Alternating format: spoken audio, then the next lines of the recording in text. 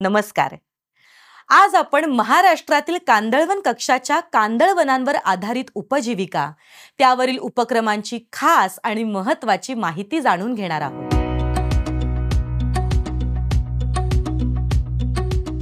महाराष्ट्राच्या किनारी भागात कांदळवने मोठ्या प्रमाणावर आढळतात।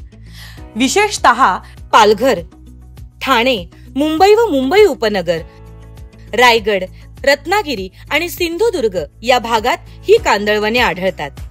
वन विभागामार्फत विविध कायदेशीर मार्गाने आणि वन कर्मचाऱ्यांच्या मदतीने कांदळवन संरक्षण आणि संवर्धन करताना कांदळवनांवर उपजीविकेसाठी अवलंबून असणाऱ्या लोकांना यामध्ये सहभागी करण्याची गरज दिसून आली।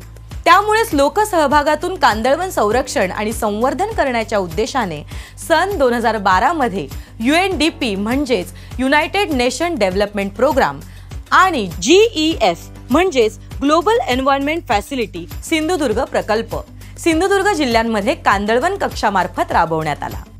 या प्रकल्पाअंतर्गत निवडक गावांमध्ये कालवे पालन, शिनाणे पालन, खेकडा पालन, श्री पद्धत भात शेती, निसर्ग पर्यटन असे उपजीविकेचे विविध प्रकल्प राबवण्यात आले होते।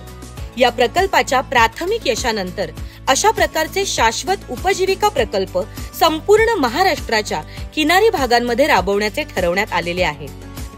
यासाठी महाराष्ट्र शासनाने कांदळवन संवर्धन आणि किनारी रहिवाशांच्या उपजीविकेसाठी 20 सप्टेंबर 2017 पासून महाराष्ट्रातील किनारी जिल्ह्यांमध्ये कांदळवन संरक्षण व उपजीविका निर्माण ही योजना सुरू केली।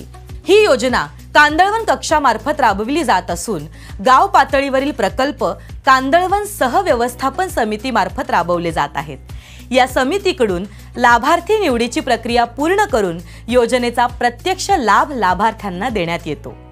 योजनेमुळे खाजगी व शासकीय क्षेत्रातील कांदळवनांचे नियोजनबद्ध संरक्षण होते, ज्यामुळे कांदळवनांच्या परिसरात जैवविविधता संवर्धनाकरिता पोषक वातावरण निर्माण होते। याचे कांदळवन आणि किनारी समुदायाला होणारे फायदे: कांदळवनांमुळे जलजीवांना नैसर्गिक निवासस्थान मिळते, त्यामुळे मासेमारीची उत्पादन क्षमता वाढते। मासेमारी करणाऱ्या समाजासाठी ही एक मोठी उपजीविकेची संधी निर्माण केली गेली आहे आणि ही शासन स्कीम राबवली जाते, त्यामुळे सर्वसामान्य लोकांचा आमच्या अतिशय म्हणजे सुखाचे दिवस आले येत आहेत। इतरांचं बरेच लोकांचं उपजीविका चालते, अशीच योजना शासनाने चालू ठेवावी, इतरांनाही त्याचा लाभ घ्यावा। योग्य ते मार्गदर्शन आम्हाला जेवढे शक्य असेल तर आम्ही लोकांना सहकार्य करू शकतो। कांदळवनांवर आधारित पर्यटनातून स्थानिकांना मार्गदर्शक म्हणजेच गाईड, नावाडी अशी कामे मिळायला लागली आहेत।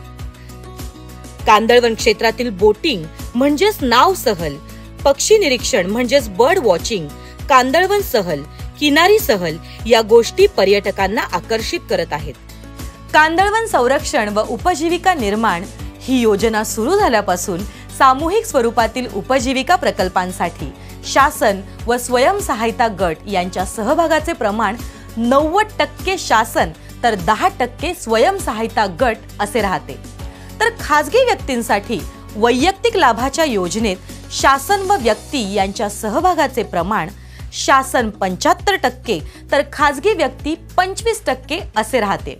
या योजनेमध्ये लाभार्थ्यांना पिंजऱ्यातील जिताडा मत्स्य शेती, कालवे पालन, शिनाणे पालन, पेन व बॉक्स पद्धतीने खेकडे पालन, शोभिवंत मत्स्य पालन, श्री पद्धत भात शेती, मूल्यवर्धित मत्स्य पदार्थ निर्मिती असे विविध उपजीविका प्रकल्प राबवता येत आहेत। या प्रकल्पाकरिता लाभार्थ्यांना तज्ञांकडून प्रशिक्षण दिले जाते। योजनेकरिता उपलब्ध होणारे शासकीय अनुदान कांदळवन सहव्यवस्थापन समितीला वितरित करण्यात येते।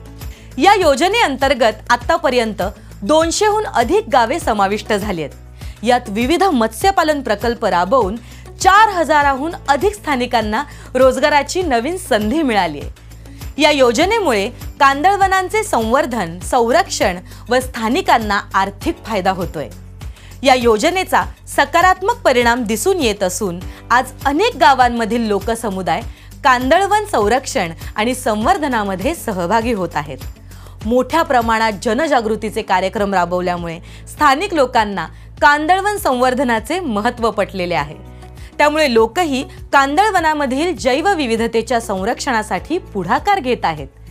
दोन्ही उपक्रमांसोबत ग्रीन क्लायमेट फंडद्वारे अर्थसहाय्यित enhancing climate resilience of India's coastal communities हा प्रकल्पही सध्या महाराष्ट्र राज्यात सुरू आहे. या प्रकल्पातर्फे पालघर, रायगड, रत्नागिरी आणि सिंधुदुर्ग या महाराष्ट्राच्या 4 किनारी जिल्ह्यांमधील एकूण 13 तालुक्यांमध्ये जनसहभागातून किनारी परिसंस्थेचे पुनर्जीवन केले जाते. स्थानिकांकरिता हवामानातील बदलास अनुरूप उपजीविकेचे उपक्रम तयार केले जात आहेत, ज्यात कांदळवनामध्ये खेकडे पालन, शोभिवंत माशांचे पालन, माशांपासून तयार केल्या जाणाऱ्या पाककृती इत्यादी 7 उपजीविका उपक्रमांचा समावेश आहे.